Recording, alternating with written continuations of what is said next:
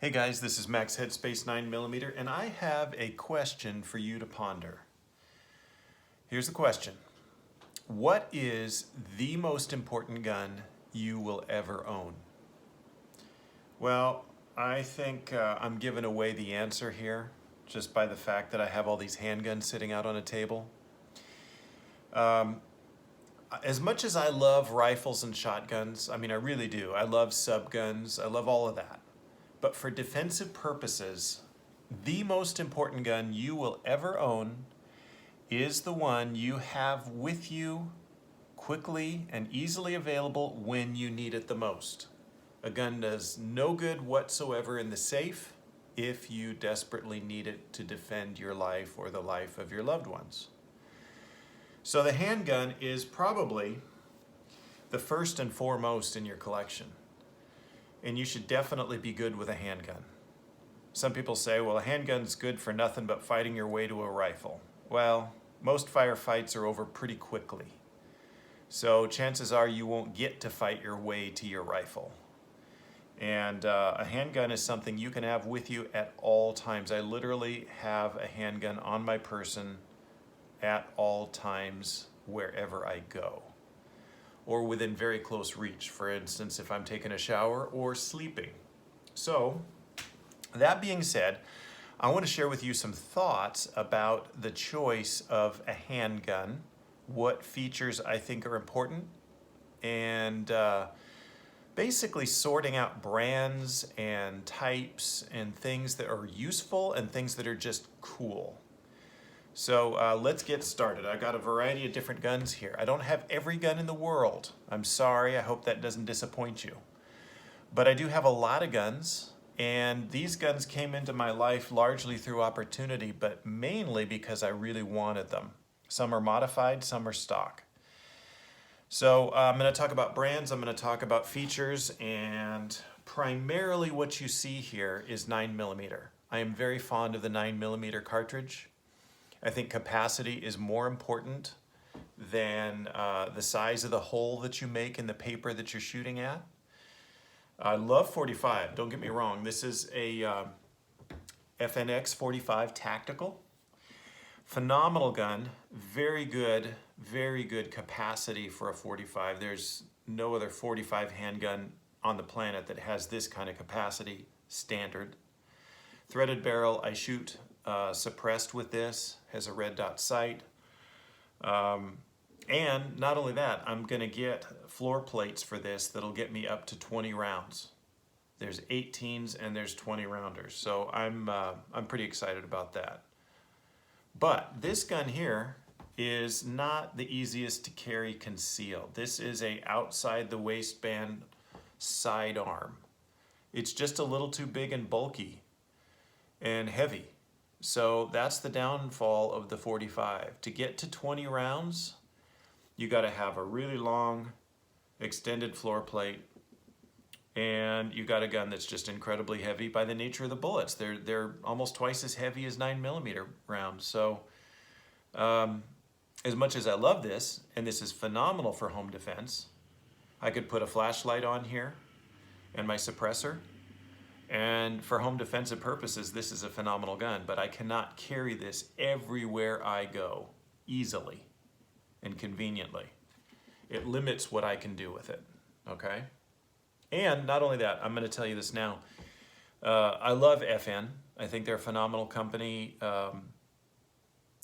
The only downside of FN that I can tell you is they're on the pricey side. They're some of the most expensive guns in the gun world. I have 3 FN products, and I want to show you that in a future video. They are some of my very favorite. What else? Well, pretty much we've got mostly 9mm here now, and then we're getting into something that is easier to carry. It's not hard to carry a gun in 9mm that holds 20 or 21 rounds or 19 rounds standard capacity. With a slight floor plate extension, you can get, up to around 21 rounds like this. This phenomenal gun, CZ75, one of the best. It's a metal gun. It has a hammer.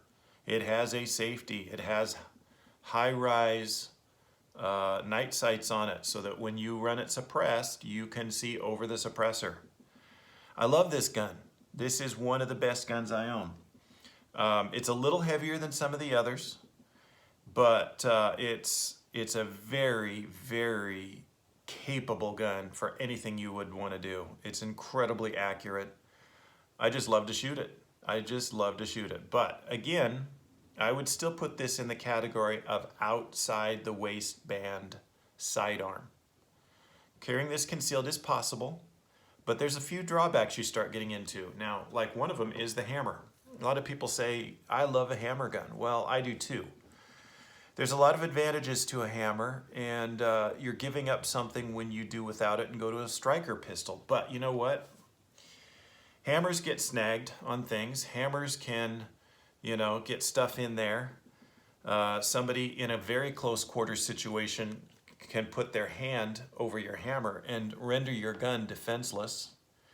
So if you're scuffling, if you're that close, hammers have their drawbacks. The clothing aspect, the lint getting in there, cleaning issues, there's a lot more on here that make this more of an outside the waistband sidearm type pistol. So I would still put that in the category of you can't necessarily easily take this everywhere you want to go. Okay? And I'll go as far as to say that I think the day is coming when you're going to see very few hammer fired guns. I think the hammer is like the revolver. They're cool, but they're kind of on their way out. I notice when I go to gun stores now, here we are in the pandemic and people are buying guns like crazy and the prices are inflated. But it's not hard to find wheel guns. They're everywhere. Go to any gun store. All that's left is wheel guns. People are not choosing those. I love them, but their low capacity and slow reloads kind of make them less desirable, for people.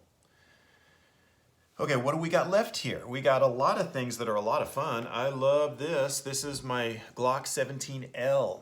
It's got a compensator on it. It's got adjustable sights, flared magwell. This has a pyramid trigger on it. Great, great gun for rapid fire, for competition shooting, target shooting. Good gun. I love it. Absolutely love this gun. The non-captive guide rod allows me to adjust the springs. I can just remove and put different springs on here quite easily. And I think I got a 15-pound spring in here right now. Hogue rubber grip makes this thing phenomenal for holding. But this is not the greatest defensive option either. Not only is it a little long, which is not the end of the world. Long is not bad in a carry gun, even inside the waistband. But you don't want things like this inside the waistband. This extended mag release inside the waistband is going to push up against your side and release your magazine prematurely. Not for inside the waistband.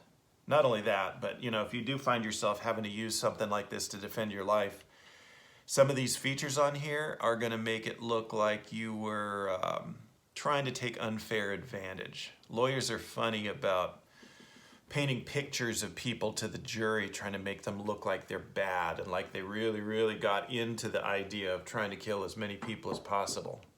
So, competition guns, not so great. You don't want a super light trigger on your carry piece. Just not a good idea. Okay, so what you're going to see here, primarily what's left, is I've got some Glocks, I've got some Springfield Xds, and I've got a Beretta Apx. And these are some of my favorite options for practicality. I know there's other guns out there. These are all striker fired. These are all great for inside the waistband. These are, well, this is not. This is not so great for inside the waistband. This is another competition type gun.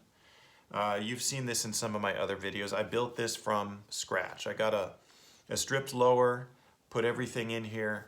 I've got a slide, no cuts, no sights, because I'm going to put a bridge over the top with an optic on here. And again, a great gun to shoot. but not necessarily a great gun to carry. So we'll take this out of the mix, and that leaves us with guns that are practical for carry. Now, I love XDMs. I love Springfield Xd. This was one of my first Springfield Xds. This is a 40, and I painted this myself. The video I put on my channel of how I painted this is called Paint Your Pistol Camo Custom.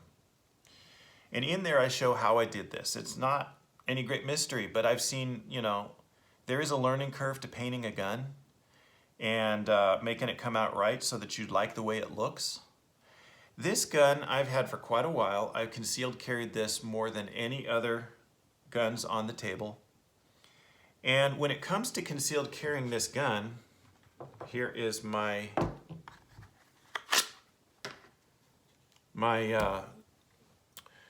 Glock 26. The difference between these two guns is pretty noticeable in size, but I'll tell you something. Inside the waistband, I hardly can tell a difference at all. They feel about the same weight. This is a 40, this is a 9mm, and this holds 15 rounds, and this holds 11 rounds. So honestly, I carry this quite a bit still, even today. And I feel like it's kind of an amazing gun when you think about it, because it has all the feel in the hand and the you know, the comfortableness and everything being where you want it manipulation-wise of a full-size handgun. And yet, it doesn't feel like one when you're carrying it. This is a great choice. This is basically the way the gun looked like when it came from Croatia initially. It was the something like the HS 2000 or something like that. I think that's what they call them. But Springfield liked the gun so much and thought, we need a competitor for Glock, a striker-fired gun with a polymer lower, and here's this gun already in existence. And so they adopted the gun. There are Springfield markings on the gun, but that's about all they did to it at first. They didn't change it much at all. And so it's actually a phenomenal design. I love it. And as far as holsters go, you know, surprisingly, a leather holster, they're more expensive, but they're super comfortable, and they really don't do much to wear the finish on the gun. This gun had a lot of wear on it just from carrying, just from being up against my sweaty body, going everywhere I did for years, in all kinds of weather and all kinds of clothes.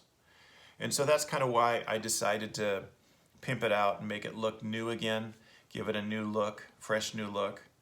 And I'm surprised at how well this paint job is holding up. It really is doing a great job. So here's the thing. Why would you use a leather holster when Kydex is so much cheaper and thinner and the retention is so much better? You know, you really have to tug on it to get it out. Well, leather's cool, leather's nice. I do think leather's kind of turning into a thing of the past. I don't think people will be seeing very many leather holsters in the future because Kydex really is taking over. Adjustable tension, you know, a myriad of clips that are adjustable. They're much easier to make and much cheaper. And they're lighter weight, so they don't react badly to sweat and dirt. They're easier to clean, and they last longer. So I really think that if you are thinking about holsters, think strongly about Kydex. You're probably going to be happiest with that long term. The only downside is they tend to wear the finish on your slide after many, many draws. If you practice a lot, then you're going to wear out a few guns. Some of my guns have a lot of wear on them. So here's what I would say. You know, between these brands, Glock, Springfield, and Beretta, I love them all. And these are fine points. These are so similar in so many ways. For me to say which one is absolutely best, I'm not going to say, but I am going to tell you my experience with them and why I love them and what is better about them than the others, okay? So the thing about Glock is everybody knows Glocks are amazing. They're fantastic guns. The thing that makes Glocks so good is that they're just so all around great. Of all these guns, Glock is the easiest to carry for the most part. It is definitely the lightest. It tends to be the thinnest and the smoothest. And when it comes to minimal controls, the controls are just enough to work really well and not too big. So the takedown is relatively easy on these, and they're great guns. They're just good enough at a lot of things. They're kind of like a Toyota Corolla, you know? They're very popular because they do what they do very well, and they hit all the buttons, you know? So Glock, you can't go wrong. The simplicity is the beauty of Glock, plus the fact that you can modify this any way you want. There's more aftermarket parts than any other brand, and magazines are so available. They're everywhere. Yeah, I've got 40 round sticks, I've got 50 round drums for these, and they go in all my different 9mm Glocks that are double stacked. So, you know, there's a lot to be said for Glocks. Now, I probably shoot Glocks more than anything else. We're going to get to malfunctions now. Malfunctions is a thing. There's something that happens to you when you shoot a gun a lot. If you have reliability, that gun is just going to be the one you go to. If you have problems, you're not going to be likely to trust it very much. In fact, it's really frustrating when a gun malfunctions. It's frustrating because you know that that could happen when you need it the most, and you don't like that. I will tell you this, Glock has more of a propensity than any of these other guns to malfunction. And that's going to make some people really angry when I say that, because Glocks are known for their reliability. That's part of their marketing campaign. Why would I carry a gun that malfunctions more than some of the others? Well, because it's extremely rare. Most of the time when I have seen Glocks malfunction, it is because I have handed it to a new shooter that I'm teaching, and there's a tendency for new shooters to limp wrist guns. You have to learn how to hold a gun, you have to learn how to aim it and to keep it from flipping when it recoils. And of all of these guns, Glocks are the most prone to limp wrist malfunctions. I don't have a problem with limp wristing, but I will tell you other people, especially new shooters, do.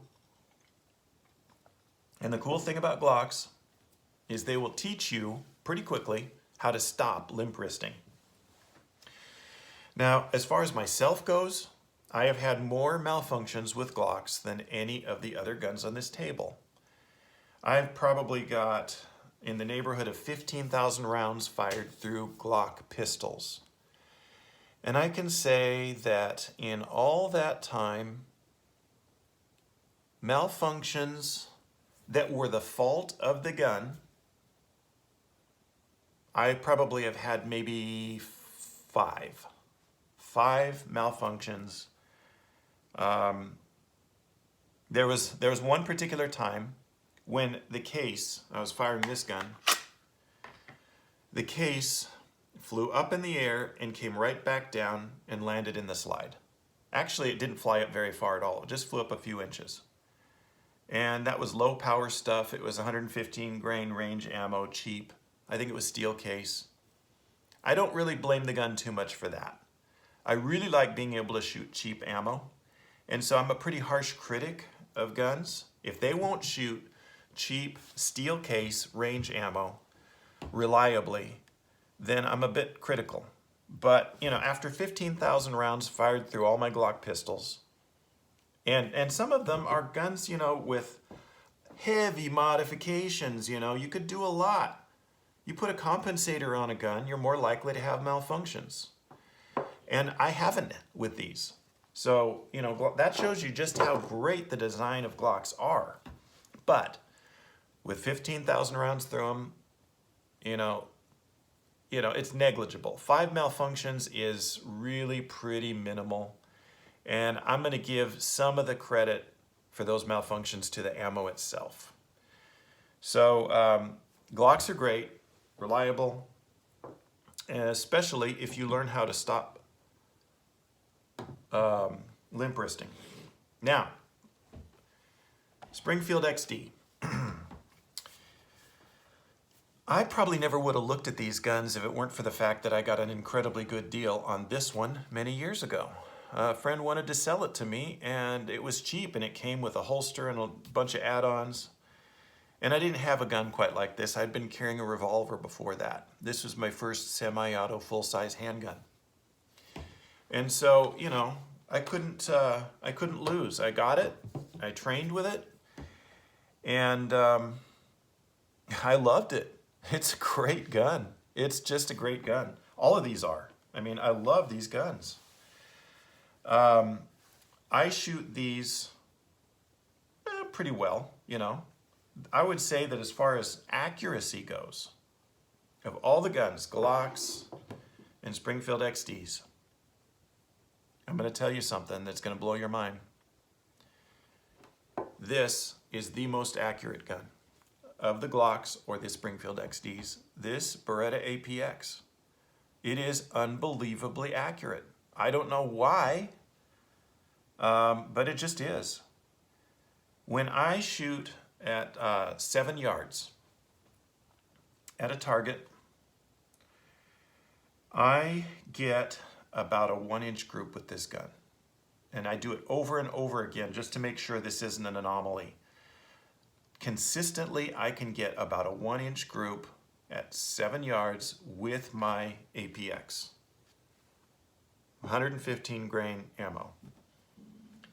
The Glocks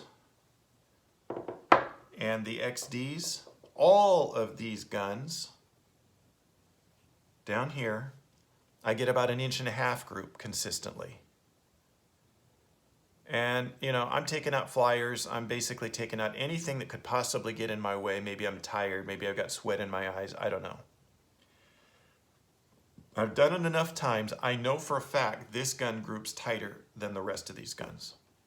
It's a great gun, and I don't know why that is. If you know, please let me know, because it's a great gun. I love it. This is the cheapest of all these. These are guns that are, you know, you're looking at probably $500 to $700 for all of these guns. Well, I don't know if they even sell this model anymore. But this gun cost me $3.25. $3.25 for this gun. And I love it. It's just a fantastic gun. It is absolutely phenomenal. I have 5,000 rounds through this. This is the only Beretta full-size handgun that I own. And I have not had one malfunction with this gun. So it is the cheapest. It is the most accurate for me. And I have not had a single malfunction with it. Now, do I have any complaints about it? Yes, I do. First of all, takedown is the most difficult on this. It's not that difficult. It's actually pretty easy. I would say it's every bit as easy as the takedown on this or the takedown on this. It's not hard, but it's harder than the others, and that's why I bring it up. It's a small thing. I'm you know, picking at gnat wings right now because basically, you know, when you're making a choice between guns that are this good, you pretty much have to be super picky to even see a difference between them.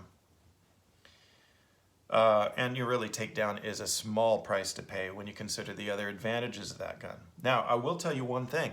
Once I got it, since I love capacity, this has a 17 round magazine, flush, just like the Glock. But, and actually it's about the same size as this. These are both comparable in size to a Glock 19. So you see, you know, this is considerably bigger. It's about a 1/2 inch longer here, 1/2 inch longer here. But somehow, considering the fact that these are both a little smaller, they're still phenomenal guns with great capacity. Very accurate too. So because I love capacity, I ordered me some of these right away. After I fell in love with this gun, I had to have some. This is Beretta's high capacity answer for the Apx.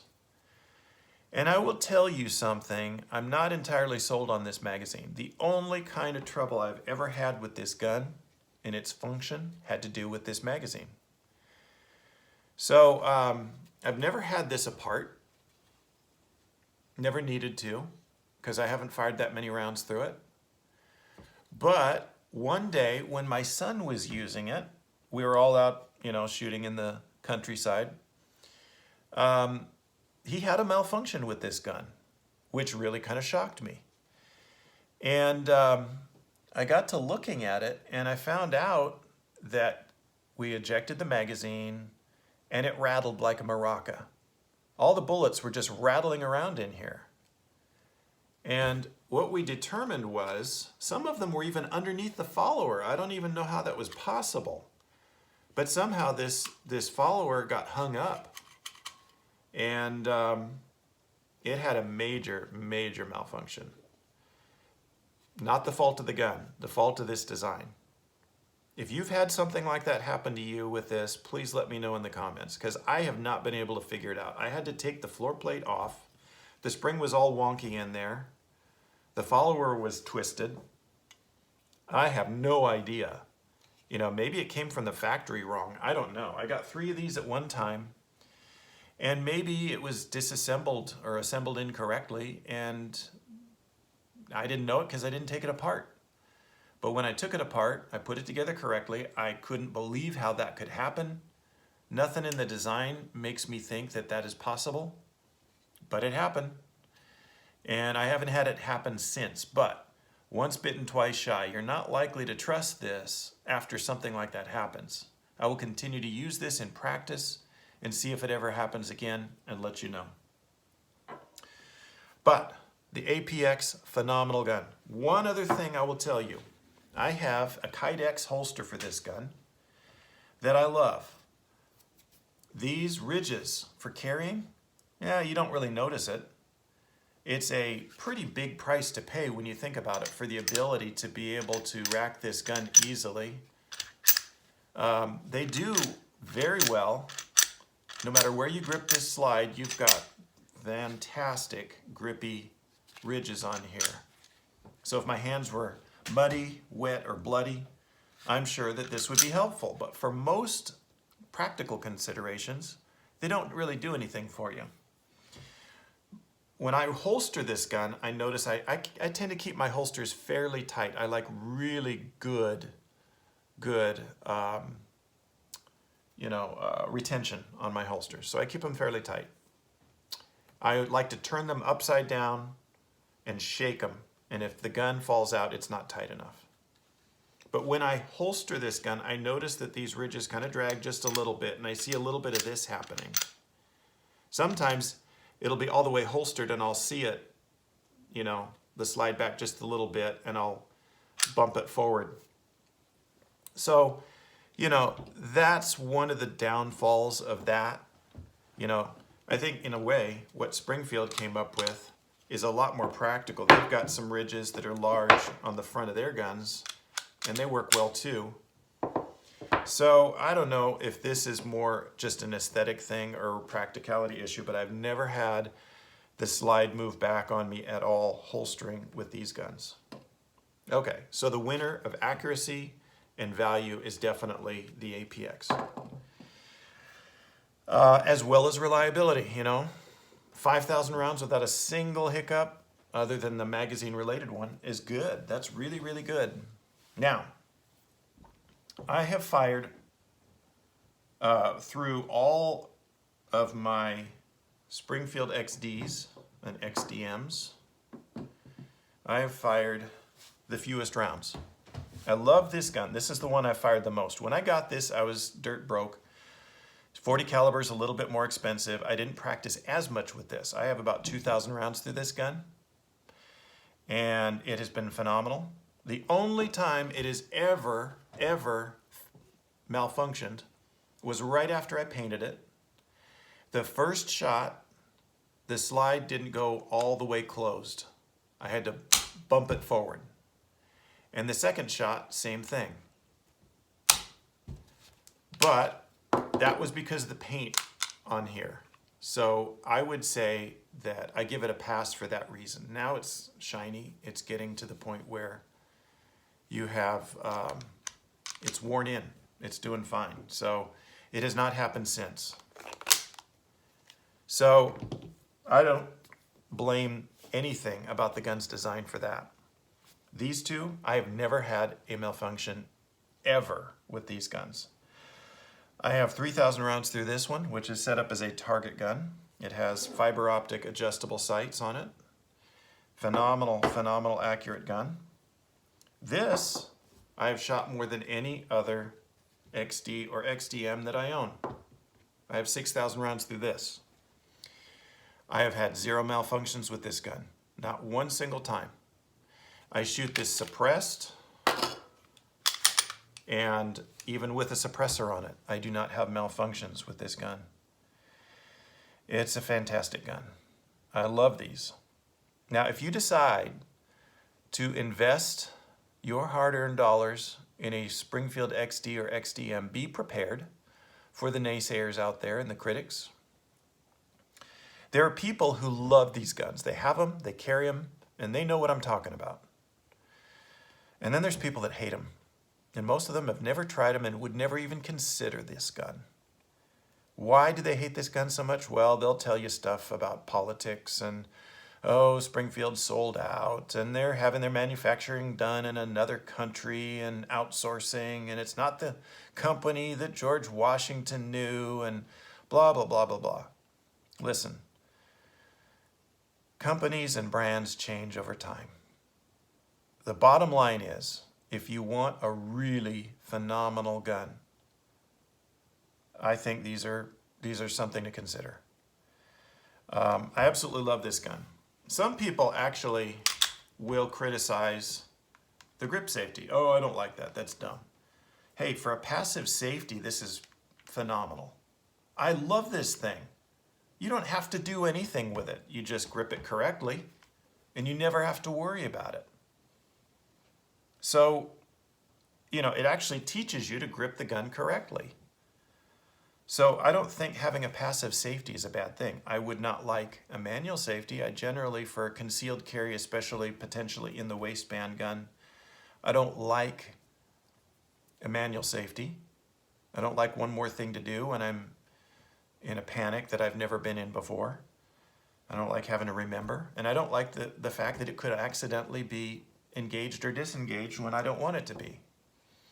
But this is going to do what it does perfectly every time, whether I'm aware of it or not. It just works. So the thing that I really love about these is they have got the easiest takedown of any gun. Oh, I better take this off. Yeah. Most of the time, that's not an issue. So, you check your chamber, you lock it back. You don't even have to dry fire. This is an easy gun to live with. The easiest takedown of all. So the most work is the Apx. In the middle is the Glock. This is just so easy. Very, very easy. Non-captive spring in these XDMs. You could put whatever weight you want on there. Some people like captive springs, and that's fine if you do. Nothing wrong with that. But I'll tell you something. There is nothing easier than this. This is an easy gun to live with long term. Now, there's a little bit less as far as like modifications and so forth than the Glock on these. I would say there's more because XD and XDM has been out longer. There's more customization options for that than with the Apx by Beretta. But if you wind up investing in an XDM, you will be happy. You'll be happy you did. 0 malfunctions. And the only thing about these, they're starting to make these with really long magazines and, you know, all kinds of things like that, even drums that'll go in these. So, you know, they're a little bit behind the Glock as far as like customization and high capacity and so forth. You have more options in the Glock, but I would say the XDM is a fantastic all-around choice. Basically, I would put the XDM in the category of a modernized 1911. People would say, oh, that's a terrible thing to say, but the purists anyway, but I don't think so, because it's got a polymer lower, it's got the dingus on the trigger safety, it's got the grip angle of the 1911, it's got the grip safety of the 1911, it's a striker fired, so it does away with what I think you can probably let go of in the 1911.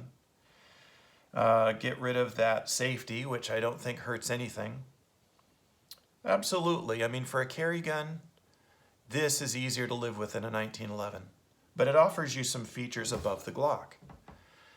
Some people who complain about XDMs will say, well, your height over bore is greater than with a Glock. I really don't see it.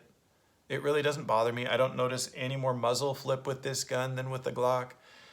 I don't notice any less accuracy with this gun than with the Glock. It just isn't a thing. And when it comes to muzzle flip, I mean, the only thing that is left is reliability, and the Glock tends to limp wrist easier than the XDM. So I would say, if you're interested in something that is not a Glock, the XDM is my highest recommendation to you. And if cost is a factor, the Apx is definitely not to be missed. So as I was saying at the beginning of this video, the most important gun you will ever own is the one you have with you when you need it the most. And beyond that, the most likely candidate is going to be a striker fire, polymer lower, and these are some great options to consider. There's a lot of other makers and brands out there that you can look at, and I've shot pretty much all of them. And these are the ones that I would go to above every other option out there to have with me at all times, day, night, wherever I go. And I physically work a lot. I mean, I don't dress in a suit during my days. I work hard. It's sweaty work. It's dirty work. These are the guns that'll go the distance with you and never let you down. Having said that, good luck. Share what you think in the comments section. And if you know the reason why I should hate Springfield Xds and XDMs, let me know.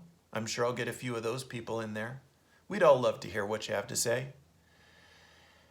But for now, this is Max Headspace 9mm. Have a good one.